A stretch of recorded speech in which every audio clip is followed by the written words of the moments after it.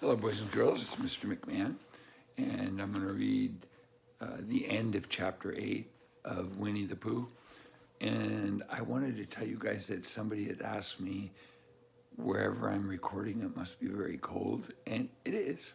That's why sometimes you'll see me with my hat on, a heavy jacket, another jacket, my little scarf.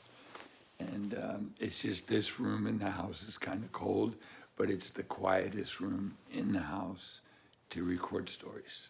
So there's the explanation.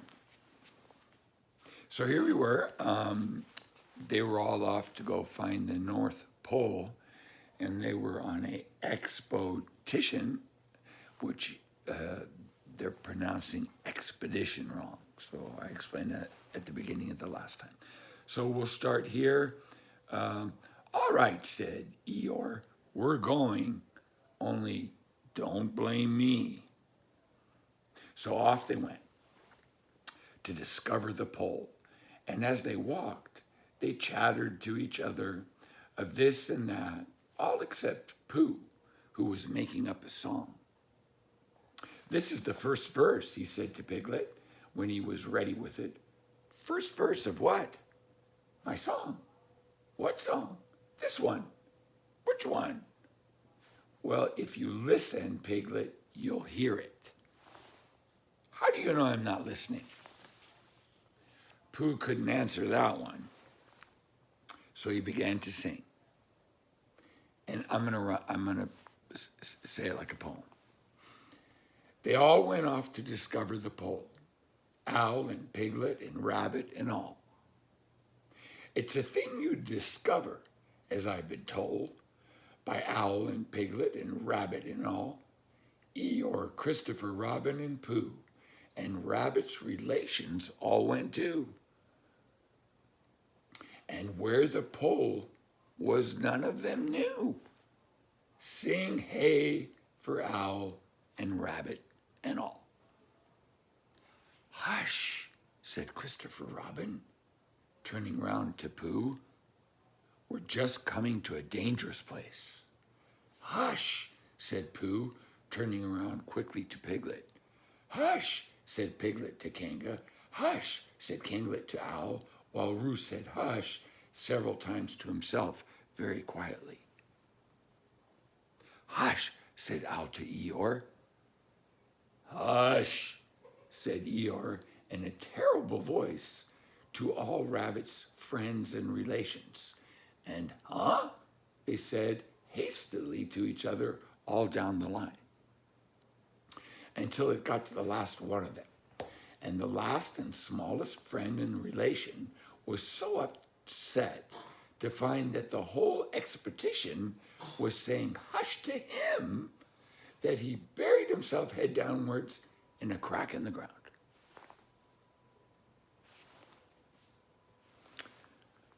And stayed there for 2 days until the danger was over, and then went home in a great hurry and lived quietly with his aunt ever afterwards. His name was Alexander Beetle.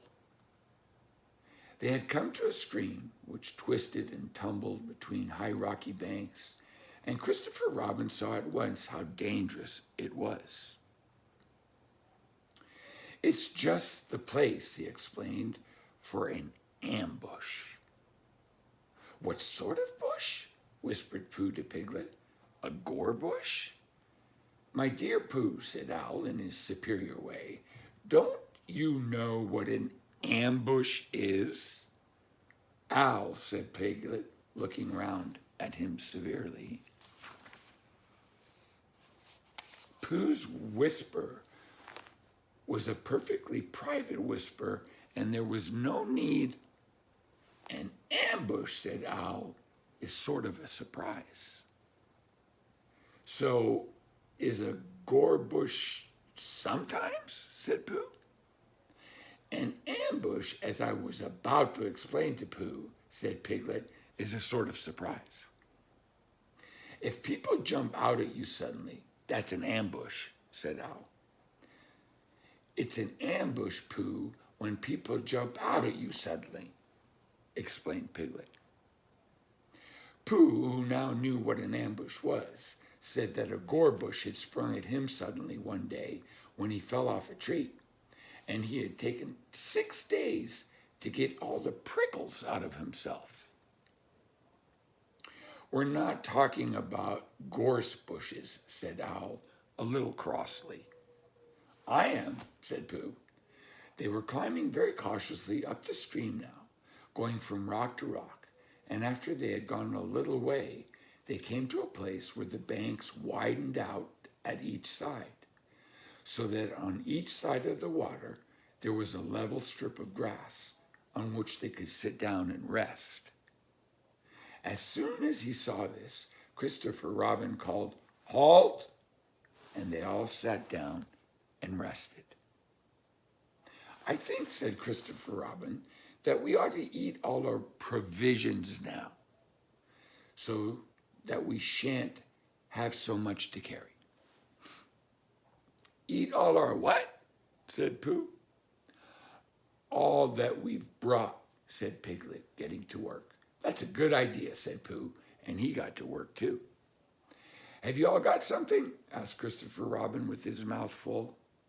All except me, said Eeyore, as usual. He looked round at them in his melancholy way.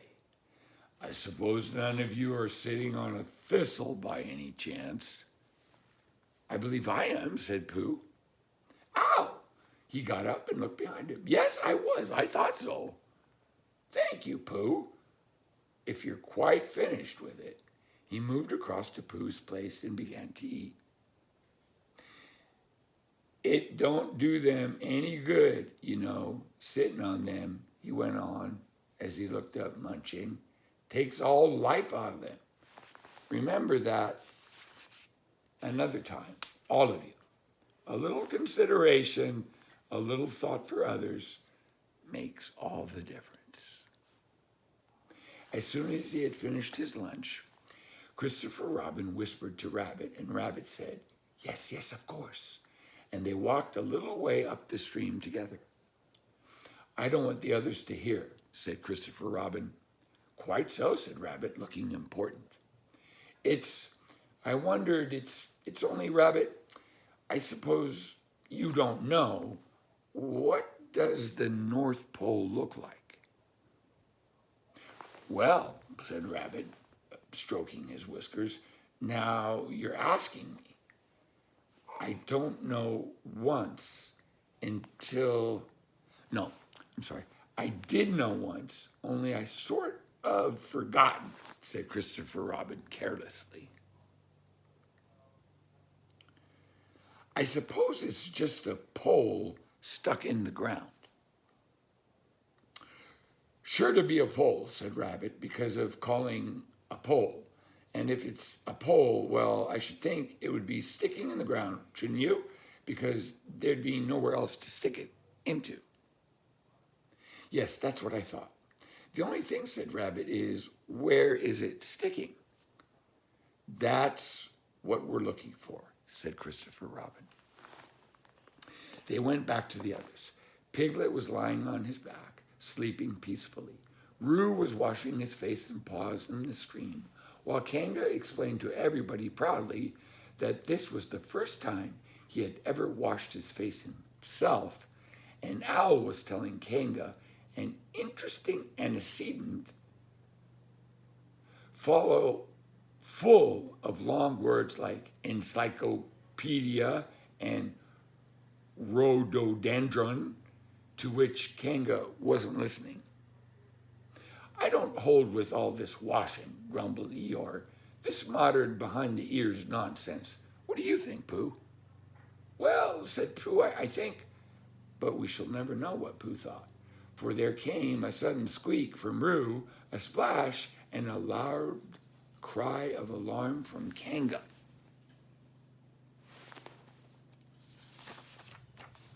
So much for washing, said Eeyore. Roo's fallen in, cried Rabbit, and he and Christopher Robin came rushing down to the rescue. Look at me swimming, squeaked Roo from the middle of his pool, and was hurried down a waterfall into the next pool. Are you all right, Roo, dear? Called Kanga anxiously. Yes, said Roo. Look at me. Sweat. And down he went over the next waterfall into another pool. Everybody was doing something to help. Piglet, wide awake suddenly, was jumping up and down and making, ooh, I say, noises. Owl was explaining that in case of sudden and temporary immersion, the important thing was to keep the head above water. Kanga was jumping along the bank, saying, Are you sure you're all right, Roo, dear? To which Roo, from whatever pool he was in at the moment, was answering, Look at me swimming. Eeyore had turned round and hung his tail over the first pool into which Roo fell, and with his back to the accident was grumbling quietly to himself and saying, All this washing, but catch onto my tail, little Roo, and you'll be all right.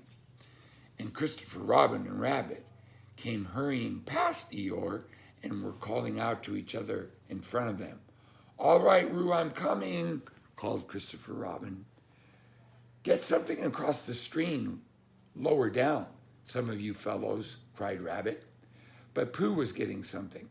2 pools below Roo, he was standing with a long pole in his paws. And Kanga came up and took one end of it, and between them they held it across the part of the pool. And Roo, still bubbling proudly, Look at me, I'm swimming, drifted up against it and climbed out. Did you see me swimming? Squeaked Roo excitedly, while Kanga scolded him and rubbed him down. Pooh, did you see me swimming? That's called swimming, what I was doing. Rabbit, did you see what I was doing? Swimming. Hello, Piglet. I say, Piglet, what do you think I was doing? Swimming. Christopher Robin, did you see me? But Christopher Robin wasn't listening. He was looking at Pooh. Pooh, he said, where did you find that pole? Pooh looked at the pole in his hands. I found it, he said. I thought it ought to be useful. I just picked it up. Pooh, said Christopher Robin solemnly, the expedition is over. You have found the North Pole. Oh, said Pooh. Eeyore was sitting with his tail in the water when they all got back to him. Tell Roo to be quick, somebody, he said. My tail's getting cold. I don't want to mention it, but I just mention it. I don't want to complain, but there it is. My tail is cold. Here I am, squeaked Roo. Oh, there you are. Did you see me swimming? Eeyore took his tail out of the water and swished it from side to side. As I expected, he said. Lost all feeling. Numbed it. That's what it done. Numbed it. Well, as long as nobody minds, I suppose it's all right. Poor old Eeyore. I'll dry it for you, said Christopher Robin, and he took out his handkerchief and rubbed it up. Thank you, Christopher Robin. You're the only one who seems to understand about tails. They don't think that's what the matter with some of these others. They've no imagination. A tail isn't a tail to them. It's just a little bit extra at the back. Never mind, Eeyore, said Christopher Robin, rubbing his hardest. Is that better? It's feeling more like a tail, perhaps. It belongs again, if you know what I mean. Hello, Eeyore, said Pooh, coming up to them with his pole. Hello, Pooh. Thank you for asking, but I shall be able to use it again in a day or two. Use what? Said Pooh. What are you talking about? I wasn't talking about anything, said Pooh, looking puzzled. My mistake again. I thought you were saying how sorry you were about my tail being all numb, and could you do anything to help? No, said Pooh. That wasn't me, he said. He thought for a little and then suggested helpfully, perhaps it was somebody else. Well, thank him for me whenever you see him. Pooh looked anxiously at Christopher Robin. Pooh's found the North Pole, said Christopher Robin. Isn't that lovely? Pooh looked modestly down. Is that it? Said Eeyore. Yes, said Christopher Robin. Is that what we were looking for? Yes, said Pooh. Oh, said Eeyore, Well, anyhow, it didn't rain, he said. They stuck the pole in the ground, and Christopher Robin tied a message onto it. North Pole, discovered by Pooh. Pooh found it. They all went home again. And I think, but I'm not quite sure, that Roo had a hot bath and went straight to bed. But Pooh went back to his own house and, feeling very proud of what he had done, had a little something to revive himself. Next time we'll read chapter 9, in which Piglet is entirely surrounded by water. Thank you very much, and I will talk to you next time. Bye.